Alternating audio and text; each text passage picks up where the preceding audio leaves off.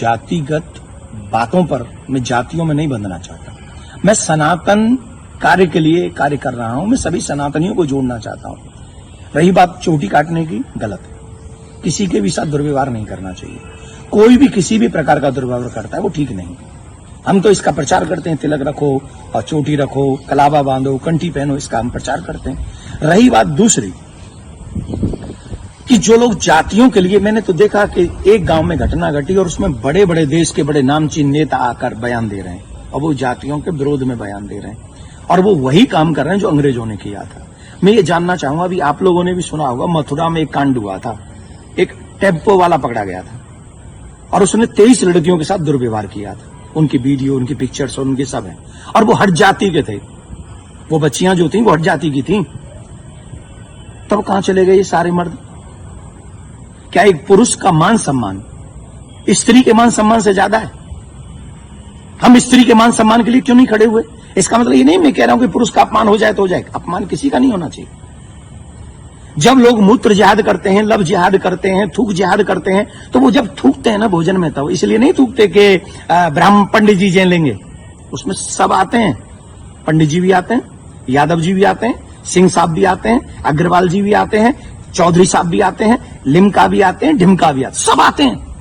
वो सबके लिए थूकते हैं, वो सबके लिए मूतते हैं, वो सबकी बहन बेटियों पे नजर रखते हैं। तब क्यों नहीं बोलते हम और आप सभी? बताइए, मैं जानना चाहता हूं। ये जितने भी लोग आज विवाद कर रहे हैं, ईमानदारी से बताइए, भगवान श्री राम किस लिए आए थे? वो तो क्षत्रिय थे। भगवान श्री कृष्ण किस लिए आए? वो तो यदुवंशी थे ना। किस लिए आए थे? बताइए मुझे, जरा जवाब दीजिए। जो अपनी अपनी जातियों के जो नेता बने बैठे हैं, मैं जानना चाहता हूं आपसे, जितने भी अवतार तुम्हारे सनातन में जिन पुराणों के अनुसार हुए, जिन पुराणों के अनुसार तुम अपने आप को हिंदू लिखते हो, किसके लिए अवतार हुए थे? वो धर्म की स्थापना के लिए हुए थे और धर्म की स्थापना करना ही हम सबका दायित्व है कि हम इस देश में धर्म की स्थापना करें, ना कि धर्म का खंडन करें।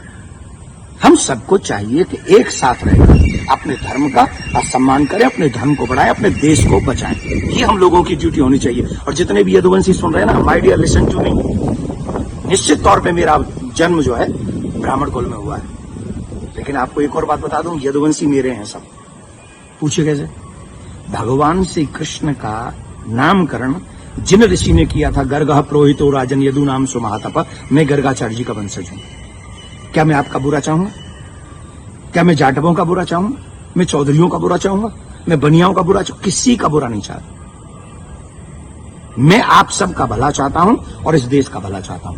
अगर आपको ईमानदारी से अपने इष्ट में निष्ठा है, राम में, कृष्ण में, परशुराम में, हनुमान में, देवी में, देवता में, तो आप शास्त्रों के बताए हुए मार्ग पर चलिए और धर्म का पालन कीजिए और उन विधर्मियों से लड़ने के लिए तैयार हो जाइए जो हमारे देश में जाति का जहर घोलकर, कई बड़े बड़े नेता हैं, जाति के नाम पे कूद पड़े। बस चुनाव की सभाओं में बोल रहे हैं, चुनाव की एक कथा, अरे तुम्हारा इस नाम पे वोट लोगे? लेकिन महाराज जी, सवाल ये आ रहा है कि ब्राह्मणों के अलावा और कोई समाज का व्यक्ति कथा कर सकता है कि नहीं कर सकता? क्यों नहीं कर सकता भाई? कथा प्रवचन कहीं भी करे। हम अपने बच्चों को कहानियां सुनाते, कथा सुनाते हैं, क्या बुराई है? हर एक जाति के व्यक्ति, मम्मी पापा, दादी दादा, नानी नाना तो अपनी जाति के होंगे ना। कहानी सुनाए, कथा सुनाए, कोई बुराई नहीं है। लेकिन व्यासपीठ पर बैठ के सप्ताह करना, देखिए उसकी विधा, हम शास्त्रों की बात करेंगे। यहां मैं अपनी बात नहीं करूंगा। मैं ब्राह्मण कुल में मेरा जन्म हुआ है, लेकिन कितने ऐसे कार्य हैं जो मैं खुद नहीं करता। जैसे यज्ञ कराना मैं नहीं करता, क्योंकि उसमें मेरी नॉलेज नहीं है। वो विवाह कराना वो मैं कार्य नहीं करता।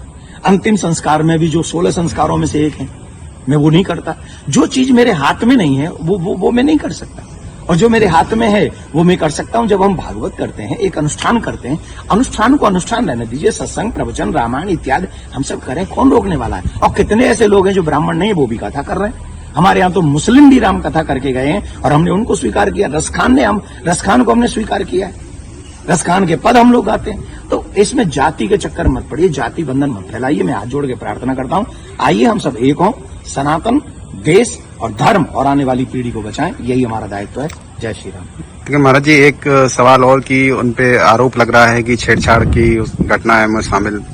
देखिए, न तो ये काम देवकी नंदन का है और न काम ये अखिलेश जी का और तेज प्रताप जी का है। जो चीजें हुई हैं अब कह रहे हैं कि 2 आधार कार्ड मिले हैं, कोई कह रहा है उनको छेड़खानी हुई है, कोई कह रहा है उनकी चोटी काटी, उनका अपमान किया गया। तो इसके लिए संविधान है, इसके लिए प्रशासन है, हमें बांटना नहीं है। प्रशासन अपना काम करे, जहां जो जिसकी गलती हो उसे सजा दे। पंडित जी की गलती है तो पंडित जी को सजा दे, यादव जी की गलती है तो यादव जी को सजा दे। लेकिन जो बड़े बड़े लोग हैं, जो बड़े बड़े पदों पर बैठे हैं, उन लोगों को जातिवाद फैलाकर समाज को लड़ाना नहीं चाहिए। ये अच्छी बात नहीं है। धन्यवाद।